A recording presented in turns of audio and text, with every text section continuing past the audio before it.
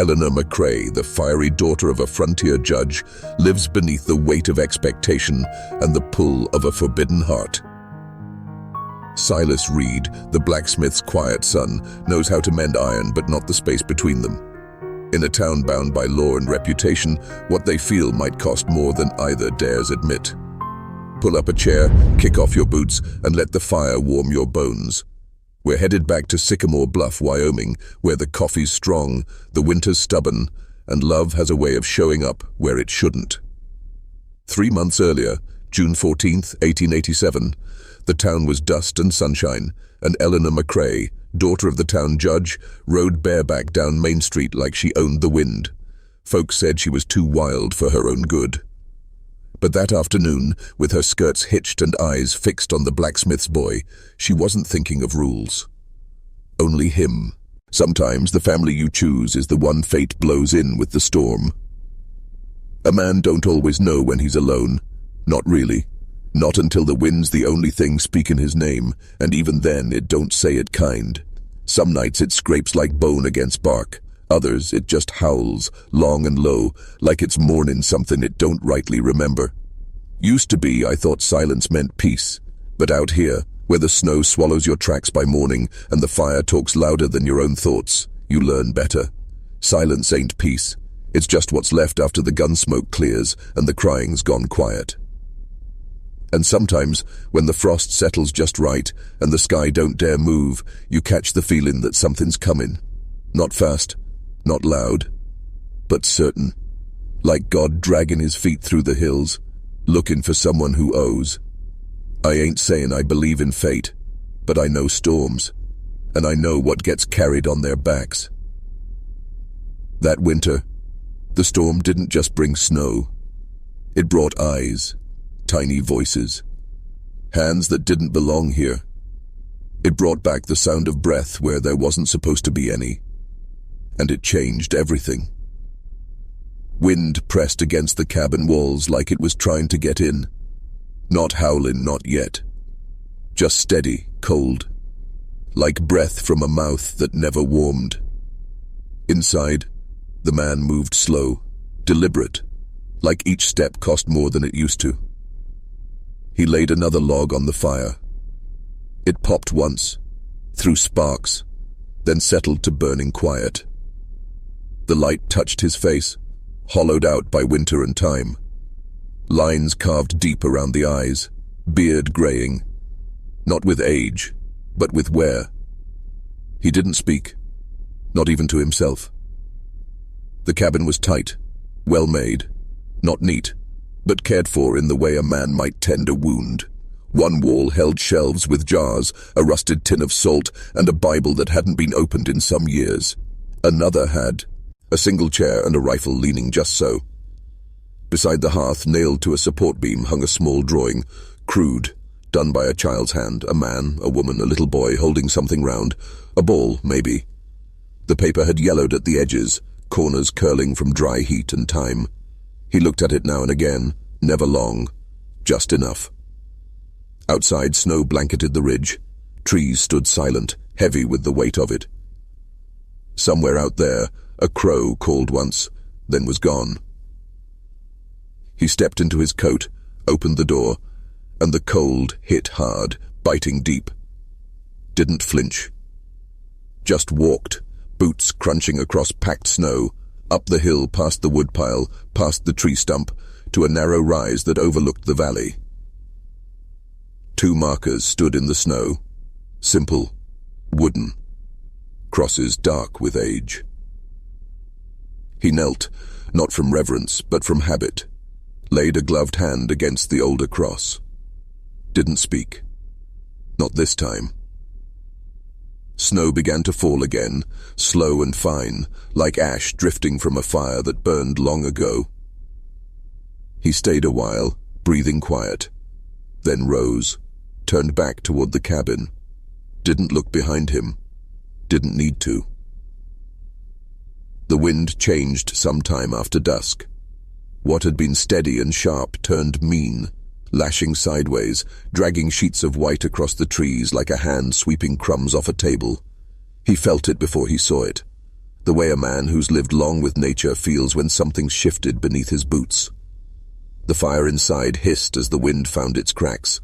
He moved to the stove, checked the damper, then the latch on the door. All held. He poured a bit of coffee from the pot still warming and stood by the window, watching the dark. Nothing but snow out there. Thick, fast, cruel. He took a sip and let the heat settle behind his ribs. That's when he heard it. Faint. Wrong. Not the wind. Not a tree creaking or snow sliding off the roof. This was softer, not less urgent, just different. Like something trying not to be heard, but needing to be. He set the cup down, took his rifle from its place without thinking. Not fear, just habit. He opened the door slow. The wind hit hard, tearing across his coat and slicing his breath in two. Snow swirled, thick as smoke. He stepped out onto the porch, eyes narrowed. Then he saw it. A shape. No, three, stumbling through the drifts. One tall, two small. The tall one collapsed, arms dragging the others with her. They didn't move, not right away. He didn't think. He moved. Snow bit at his knees as he pushed through. The tall one, a woman, was half buried already, face slack, lashes iced. Her arms clutched a boy and girl tight to her chest. He bent low, touched her cheek. Still warm, just barely. The girl stirred, murmured something. The boy didn't move. He lifted the boy first, cradled him against his chest, then scooped the girl. The woman came last, slung over his shoulder like a sack of oats. She was light. Too light. Back at the cabin, he kicked the door wide, heat rushing out to meet them. He laid them down near the fire, stripped off soaked coats, boots, mittens. The boy's fingers were blue. He rubbed them rough, cursed under his breath. The girl coughed once, shallow, still breathing. He wrapped them in blankets, boiled water, set pots of snow on the stove. The woman lay still, lips cracked, hair stuck to her face with ice. He peeled off her gloves. Her hands were bruised, scraped raw. He poured whiskey into a cup, touched it to her lips. She didn't drink, but her throat moved. Outside, the storm roared like it wanted to tear the roof clean off. He sat back on his heels, chest heaving. Snow melted on the floor beside them. He glanced at the girl. Her eyes were open now, watching him. Too quiet for her age. The boy stirred. A soft whimper. The woman shivered once. A breath caught. Then her eyes blinked open, wild, confused, dark as river mud. She looked at him, tried to speak. He said nothing, just nodded once. The wind screamed at two. He windows, but the fire cracked louder. The cabin held its warmth like a secret. Fire snapped low in the hearth, shadows playing off the log walls, flickering over the faces of strangers who hadn't earned a name in this place yet. The girl sat near the fire, knees tucked up, blanket wrapped tight. She hadn't spoken since that first cough, just stared. Not scared, not even curious. Just watching. The boy, younger, lay curled against the bearskin rug, breath shallow but steady. A small hand clutched a button from his coat like it meant something. The woman slept on the cot, a wool coat draped over her. Her brow twitched now and again, but she didn't wake. He sat across from them by the stove, sharpening a blade that didn't need it. Steel on whetstone, slow and steady. It gave his hands something to do while the silence filled up the room. She was strong. That much he could tell. Not many would have made it that far through a storm like this, not carrying two half-frozen young'uns. Her boots had been torn near through at the soles, and her knuckles bruised like she'd fought the cold with bare hands. Still, her jaw had a set to it, a woman who didn't flinch easy. The kettle hissed. He poured hot water into a tin cup and laid a strip of cloth across it to steep what little tea he had left. Set it near her. Didn't speak. She woke slow, like someone remembering how. Blinked once, took in the fire. The children. Then him. "You pulled us in," she rasped, voice rough. He gave a short nod. Storm would have killed you. She tried to sit up, winced. He didn't move to help, just watched. Where? She coughed. Where are we? My land. My cabin. She looked to the children. Clara. Tommy. He followed her gaze. They're fine. Just cold. She took that in, said nothing else. Later, when the girl started to cry, not loud, just a few quiet tears soaking the edge of her blanket, he handed her a strip of jerky and stoked the fire. She took the meat with 2 hands and didn't say thank you, just bit down like her stomach remembered something her mind hadn't yet. Tommy stayed asleep. Names? He asked finally, still not looking at her. She hesitated. Eliza Monroe. He waited, but she didn't offer more. Neither did he. He moved to the table, cut a few slices of bread from a hard grey loaf, and laid them out. Salt pork next. It wasn't much. Wasn't meant to be shared. Still, he made plates for all 3. The woman, Eliza, ate slow. Careful, as if it might vanish between bites. The girl devoured hers. The boy woke halfway through, bleary and blinking, then started chewing without words. His fingers were still red, but color was coming back. Thank you, Eliza said then quietly. He shrugged. No man lets a child die on his doorstep. Plenty do. He didn't answer that. Night settled full. The wind still whispered at the corners of the roof, but the worst had passed. He unrolled an extra bedroll by the fire and tossed it near the kids. She reached to pull them close. Protective. Natural. He sat back down, hands folded, looked like he might speak, but didn't. Instead, he pulled out a pouch of tobacco and rolled a thin smoke. Lit it off a coal with practiced ease.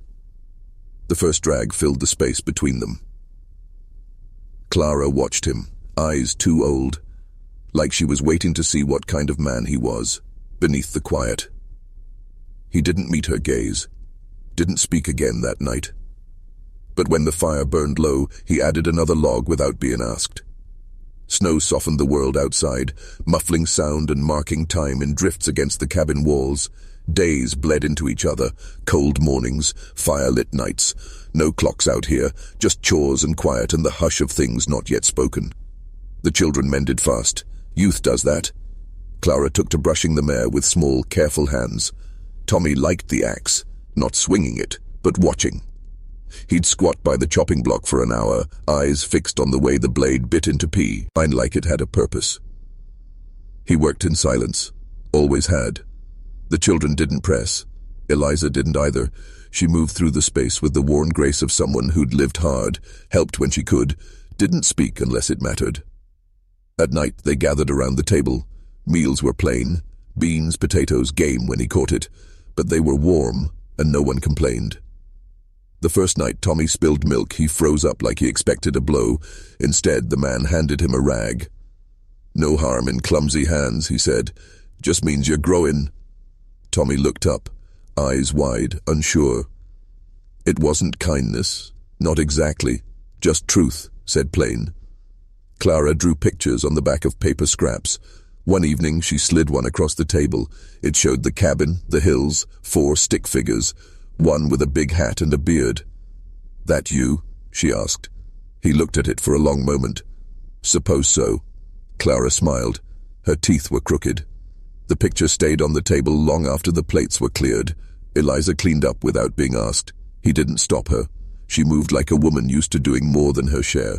Hands red from scrubbing, sleeves always damp near the cuffs. One night, he caught her standing at the window, staring out into the dark. Someone out there? He asked. No, just listening. He didn't ask what for. Didn't have to. That night he told them a story. First time he'd spoken more than 10 words in a row since they arrived. It was about a time he'd chased Mustangs across the plains, before the war, before the fire, before names stopped meaning much. Clara listened, chin in hands. Tommy fell asleep halfway through, head on the table. Eliza watched him with that same stillness, not judging, not soft, just there. When he finished, no one clapped or smiled. The room was too full for that.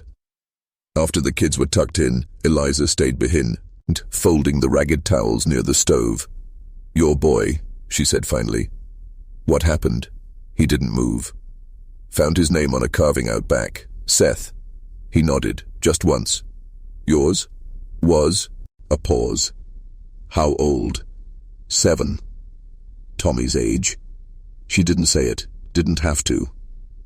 Silence filled in around them like smoke, heavy but not choking. He stood, slow, pulled his coat from the peg. "Woodpile needs restacking." "You already did it this morning." He looked at her. Something in his jaw tightened. Then he went out anyway. Outside, the stars were gone. Sky low and dark. He split one log, then another. Breath steamed in front of him, slow and steady. He didn't cry. Couldn't. The ache had gone dry years ago. But inside, behind that door, were 2 children laughing at supper and a woman who didn't flinch from ghosts. And somehow, that was worse. Or better. He couldn't tell. The thaw came slow. Snow melted in patches, first near the trees, then across the creek, the water pushing through like it had been held back too long. Ice clung to the shadows, but the worst of it had passed. You could feel it in your lungs, the way the air no longer cut quite so deep. He noticed it first in the sound. Birds, faint but there. A drip off the eaves, horses breathing easier in the barn. Life easing its way back in. Inside the cabin, something else shifted. Clara ran more, her laughter not afraid anymore. Tommy asked questions, about animals, the mountains, even him. One day he helped the boy fix a trapline with hands still pink from frost. Tommy looked up at him and smiled like it came easy now. And Eliza? She moved different, lighter, but not like she was staying. He saw her pack a satchel one morning, quiet, intent, no fanfare. She folded the children's things slow and neat. A doll Clara had mended with twine. Tommy's rock collection, wrapped in cloth like treasure. She moved like a woman who had made a decision and wasn't waiting to ask permission. He didn't ask where they were going. Didn't need to. That night, the fire burned low. The children were asleep, soft and tangled in the corner bedrolls. She stood by the door, coat in her hands, not wearing it yet. "You said it yourself," she said. "Storm's over." He nodded once. "It is." She looked around the room like she was memorizing it, not for comfort, for good. "Town's half a day down the valley," he said. "Pass'll be clear come morning." "I know." He sat still at the table, hands folded. Thought about the way Clara had drawn him again yesterday, bigger this time, standing between the kids, holding a rifle. He hadn't smiled then either. "They got kin there?" he asked. She shook her head. "A friend, someone who owed my brother. She'll take us in till I find a place." He looked at the fire. "You don't have to go." "I do." No anger, no edge, just fact. He reached for the tin cup, found it empty, set it down again, thought for a long moment, then said, "You could stay. Not out of pity. Not 'cause it's easier." She didn't answer right away. Then, why then? He looked up at her, met her eyes for the first time in days. "'Cause it's been quiet a long time. Too quiet. And now, it ain't." She breathed once, deep, chest rising, shoulders drawing back. "I can't promise nothing," he said. "Ain't got much. But this land's mine. Cabin's sound. There's wood, water, space for more hands." He didn't say home, didn't say love. Those words still stuck too thick in his throat. She stared at him a long while, like she was trying to read something carved on stone. Then she folded the coat in half and laid it on the chair. Said nothing. walked to the fire and sat beside it. Later, after the embers dulled and the night turned black again, he stood by the bedroom door, listening to the sound of her breathing, the rustle of small limbs turning in sleep. No voices, just that hush. And maybe that was enough. Maybe silence didn't mean absence anymore. Maybe it meant something else. He turned, stepped outside. The wind had died. Stars sat clear and sharp over the ridge. The world had changed. Not loud, not fast, but changed all the same. Dust kicked up in lazy spirals as the wagon rolled down the main street of Cutter's Hollow, the sun already high enough to press sweat through shirt backs. The place hadn't changed. Wooden facades, leaning signs, horses tied off like it was still yesterday or 10 years before, same saloon, same blacksmith's clang echoing through the heat, same eyes watching from behind curtains that never quite closed. He kept the reins loose in his hands, though the horse didn't need guiding. It knew this road, knew how slow you had to move through a town that never forgot a name, especially one like his. Tommy stood in the back of the wagon, hand clutched around the rail, eyes wide like he was trying to take it all in at once. Clara sat up front beside him, bonnet tilted back, hair coming loose in the breeze. Her gaze was sharper. She didn't trust the town. Neither did he. Eliza walked beside them, boots lifting little clouds of dirt with every step. She hadn't said much since they crossed the ridge, just that they needed supplies, that the children ought to see something beyond pine and snow for once. He knew the truth. She wanted to see if the world still had a place for them. A real one. The townsfolk started looking before the wagon stopped. 2 old men outside the feed store quit their spitting and watched, squinting. A woman at the well froze with the bucket half raised. Murmurs moved faster than feet. He could feel them, like wind before a storm. He climbed down first, adjusted his coat, stretched his back like it didn't ache. "Don't stray far," he told the children. "Stay where I can see you." Tommy nodded. Clara already had her eyes on the candy jars through the general store window. Eliza brushed dust from her skirt, set her jaw, and walked into town like she belonged, which meant she walked slow, without looking anyone straight on, but not flinching either. He followed. Inside the general store, it was quiet. Too quiet.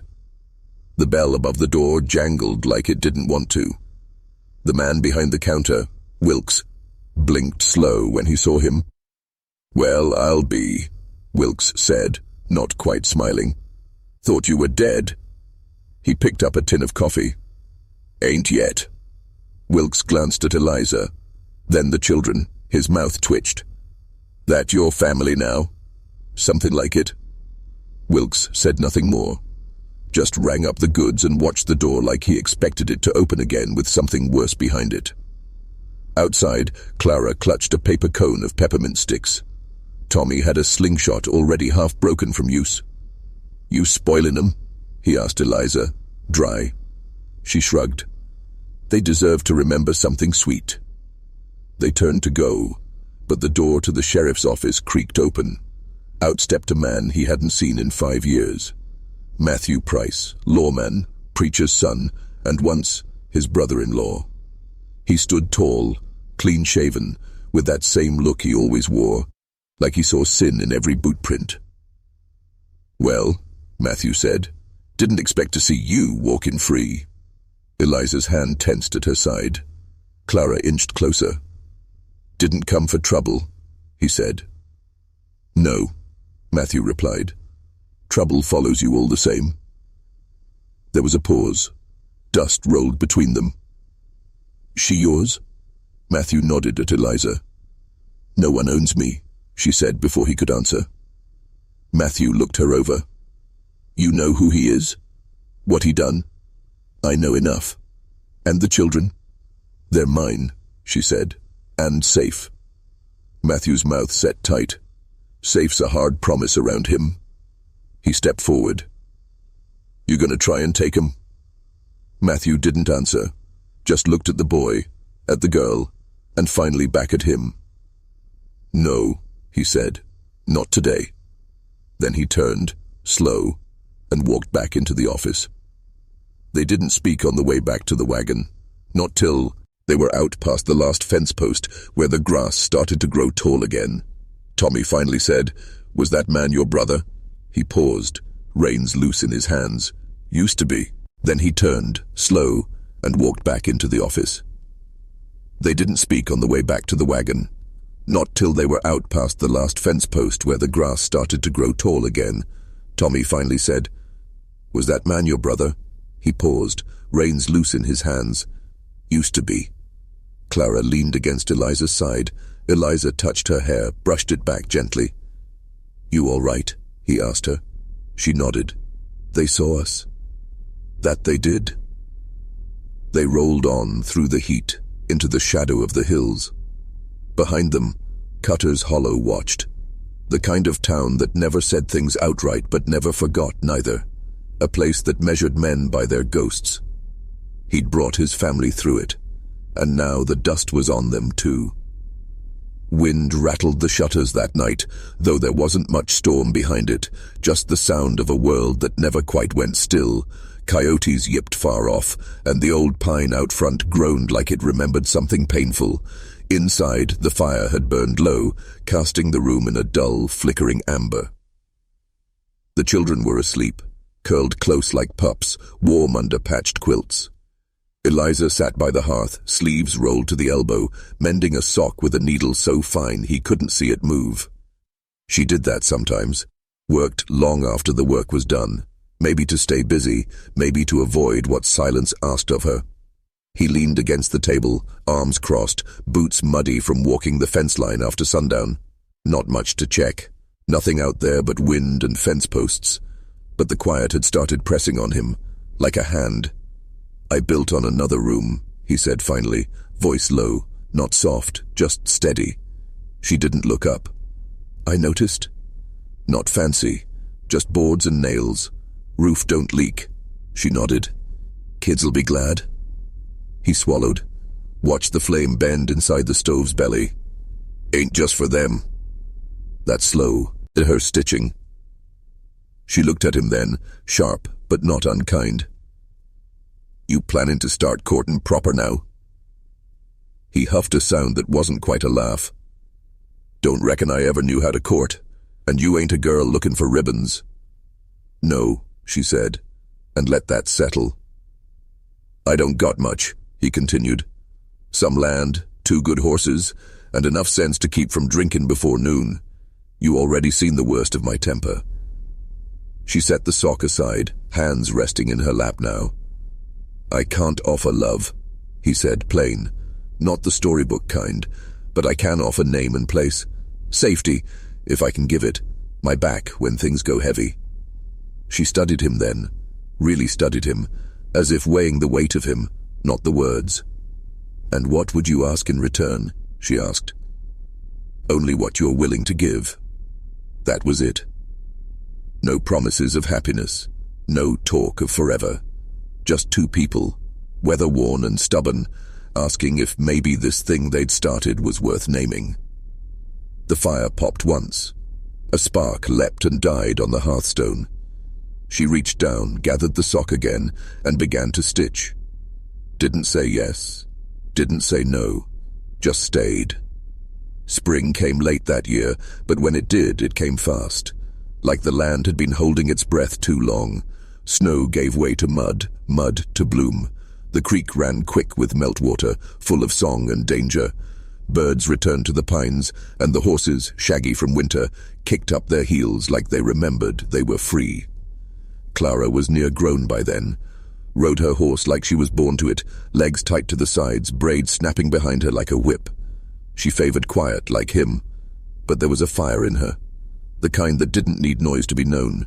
She could shoot, trap, cook, read a man by how he held his hat, and Lord help the boy who mistook her softness for weakness. Tommy was broader in the shoulders now, full of questions and grease to the elbows.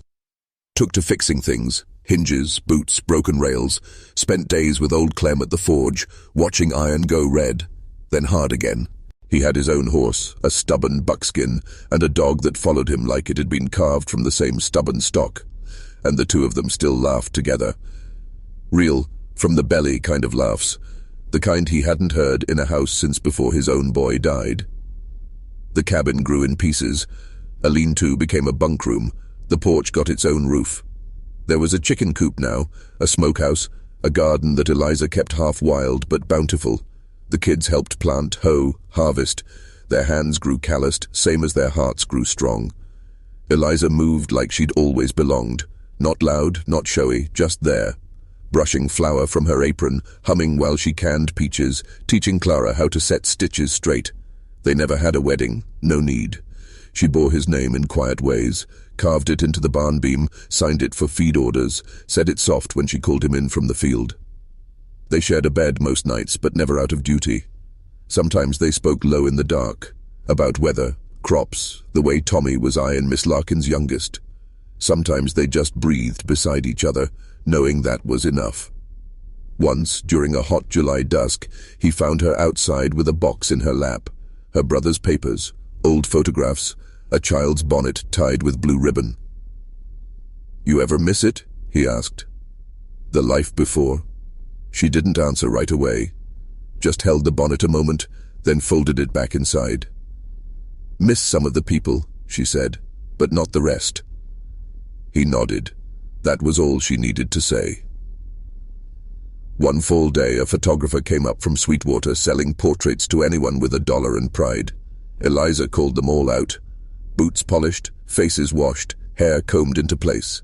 He stood stiff in his old coat, Clara beside him straight as a fence post, Tommy grinning wide with a sunflower behind his ear. Eliza didn't smile, but her eyes held something truer. The photographer asked what name to write on the plate. She answered for them all. A week later, he carved the same name into the gatepost where the fence met the trail. Whitley. It stood clean and proud against the pine. Seasons rolled on. Fences needed fixing. Trees fell and were cleared. Foals were born. Pigs butchered. Snow shoveled. Seeds planted. Life came the way rivers do. Not in thunder, but in steady pull. He never forgot the storm that brought them. But sometimes, when the fire was low and the children were sleeping, and Eliza's hand rested on his chest like it always had, he forgot the man he'd been before. And that, more than anything, felt like salvation. The wind came soft that morning, brushing over the ridge like it didn't want to wake the land. No storm in it, just the kind that stirred the grass and whispered down the chimney, the kind that told you seasons were shifting again. He stood at the edge of the porch, one hand wrapped around a tin mug gone cold, watching the low fog stretch itself across the valley like a sleeping thing. The sky was pale, still coming into its color. Birds hadn't yet begun their chatter, and the world, just for a moment, was holding still. Behind him, inside the cabin, he could hear the creak of boards and soft feet on wood. Clara, probably, starting the fire like she always did. Tommy would be out to the barn soon, calling to the horses like they were old friends. Eliza, still in bed most likely, her breath slow and deep, arm thrown over the spot where he used to sleep. He didn't sleep much these days, not because of pain, though that came often enough. It was just, he didn't feel the need. Something in him had already settled. Quiet. Not empty, but done. A hawk circled high above the tree line, just a speck in the sky. He looked down at the land. Fences ran straight now, fields turned dark and ready. A smokehouse with a fresh roof, a barn that didn't lean, a home carved out of hard years and harder choices. Funny thing was, he'd come here to disappear, to let the wind have what was left of him, and somehow, without him asking, life came back. In pieces, in people. In that stillness he spoke, voice low, rough as bark. He thought he was rescuing them from the storm. He paused, looked toward the barn where Tommy was stepping into daylight, arms full of kindling, whistling off-key. But it turned out, they'd rescued him. The wind shifted, curled around the porch post, lifted a stray lock of his graying hair. He took a long breath, closed his eyes. Snowflakes began to fall, not in violence, not like before, just weather now, just the world, turning as it always did, and him, finally part of it.